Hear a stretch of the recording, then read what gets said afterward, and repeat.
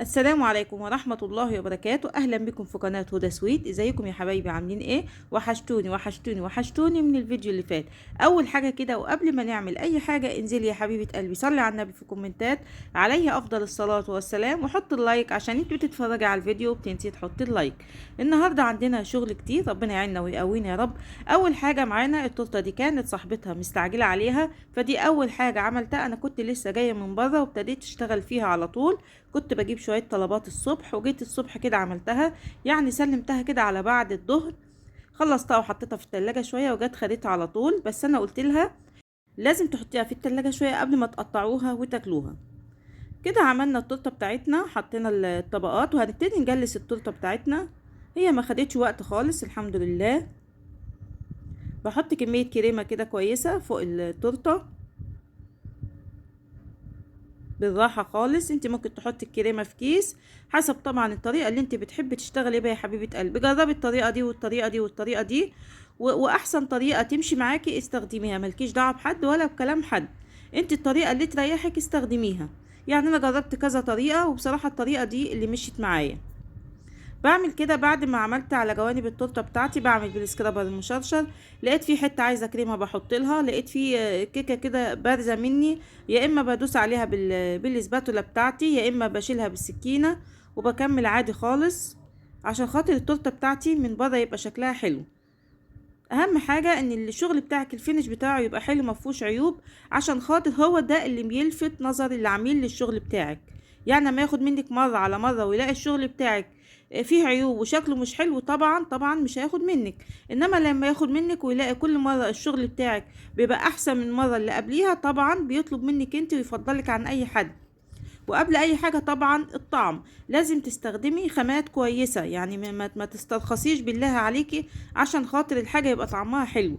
استخدمي دايما الخامات الغالية. يعني هاتي مثلا الكاكاو الاسباني، هو غالي شوية مش مشكلة، بس طعمه طبعا بيبقى حلو عن الكاكاو التاني. يعني الكاكاو الرخيص جبته مرة في بداية شغلي يا جماعة، زي ما يكون فيه تراب، طعمه بيبقى وحش جدا ويبوظ طعم الحاجة. فانت ما تبوظيش سمعتك في الشغل بتاعك. هاتي الخامات الكويسة، استغلي شوية مفيش مشكلة، وغلي شغلك شوية. يعني انت في الاول طبعا الشغل بيبقى سعره هوين، وبعد كده انت بتغلي لانك بتجيبي خامات غالية.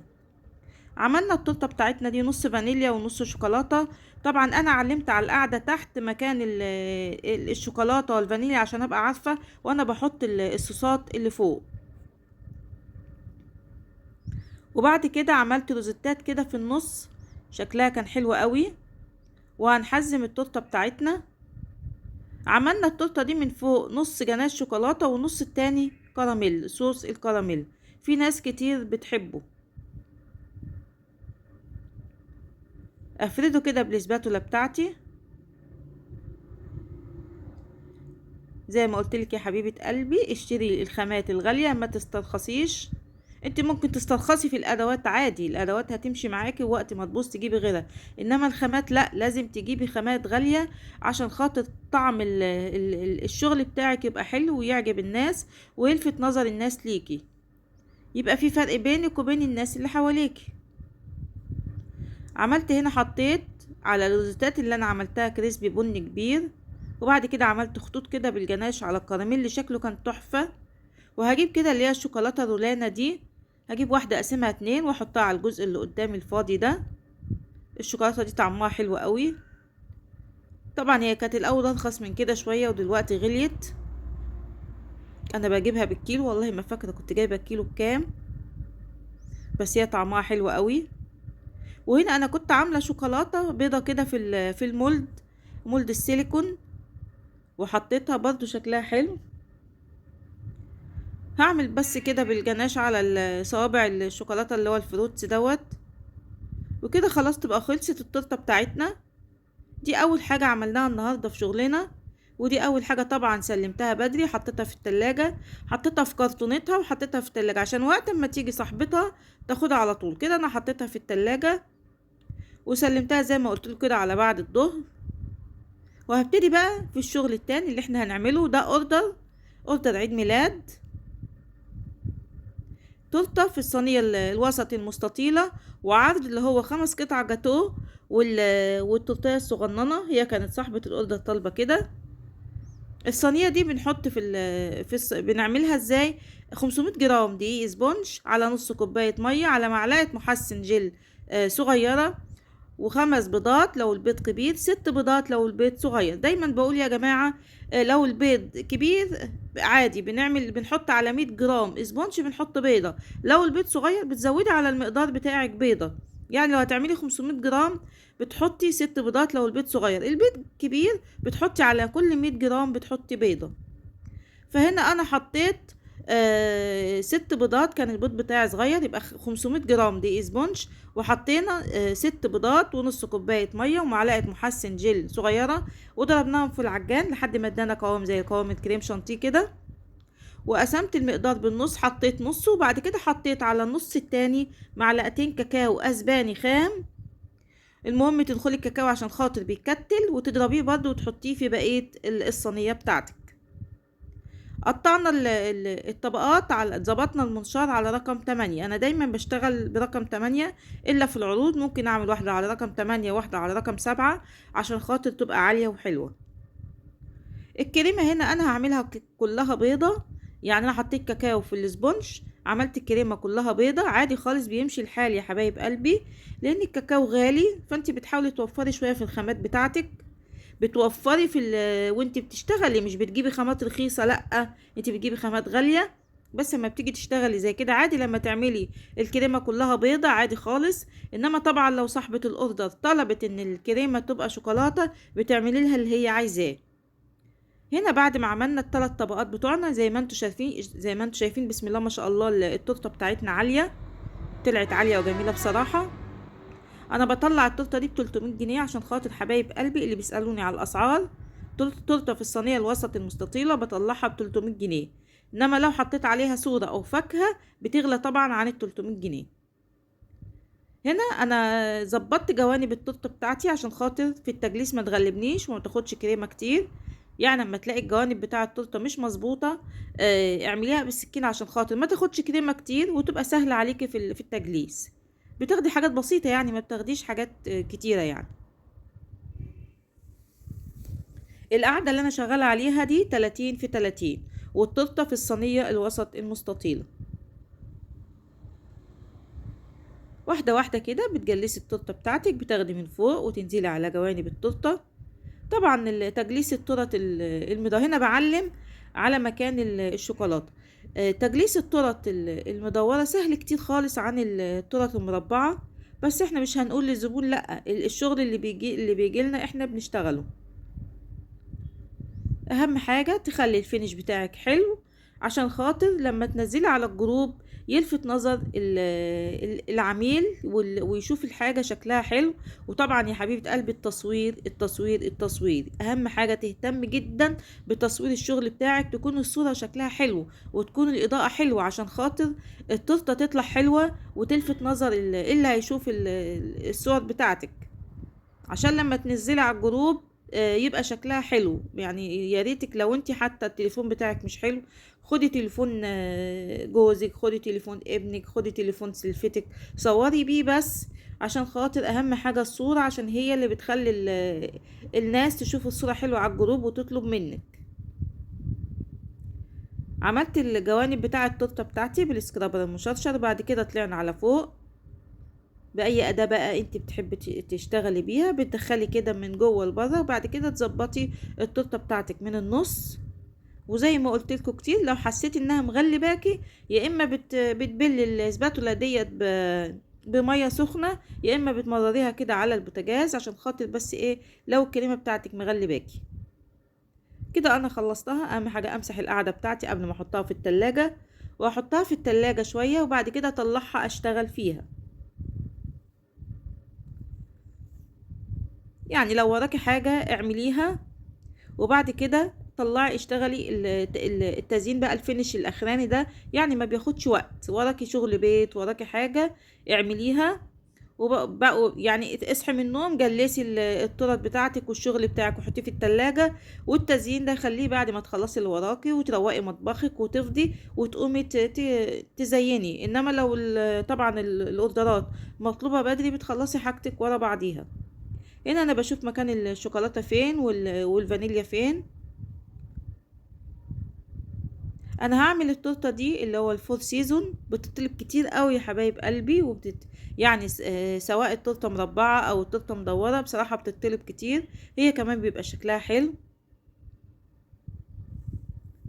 قسمت التورته بتاعتي على 4 تربع، وكل ربع هحط فيه صوص. واحد هحط فيه جناش شوكولاته، والتاني هحط فيه نوتيلا، وواحد جيلو فراوله، وواحد جيلو مانجا.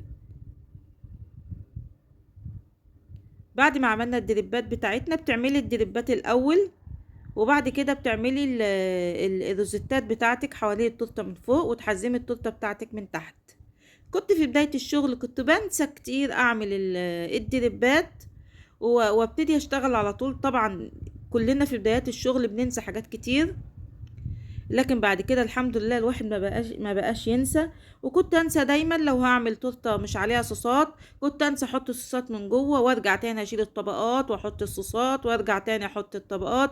يعني في الاول كان فيه بصراحه لخمه كتير، انما دلوقتي الحمد لله كل ما بتبتدي ايدك تشتغل، كل ما خلاص انت يعني بتشتغلي بتبقى عارفه انت هتعملي ايه. زي ما قلت لك عملنا الدريبات، وبعد ما عملنا الدريبات عملنا الروزيتات اللي فوق اللي حوالين التورته، وحزمنا التورته من تحت.